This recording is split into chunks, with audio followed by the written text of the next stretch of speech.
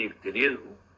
నిన్నటి దాకా వాళ్ళు ఏమీ లేరు, కానీ వాళ్ళు ఎమ్మెల్యేలు, ప్రభుత్వంలో భాగస్వాములు.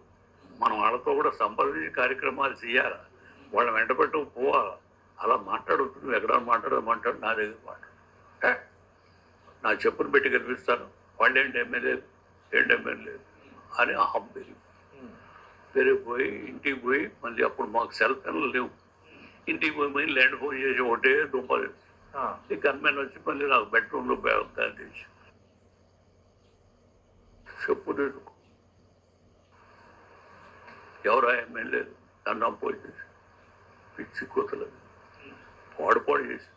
రేపు పొద్దునే నేను బెంగళూరు వెళ్తున్నాం, ప్లేన్లో మాట్లాడతాను అన్ని విషయాలు. అనవసరంగా ఉద్రేకపడి ఇలా ఫోన్లు ఉంటే మంచిది కాదని చెప్పి ప్రతిమారి ఫోన్ పెట్టి ఎన్ని బాధలు పడ్డానని అతనితో. ఇదంతా లోకానికి తెలియదు కదా. అబ్బాయి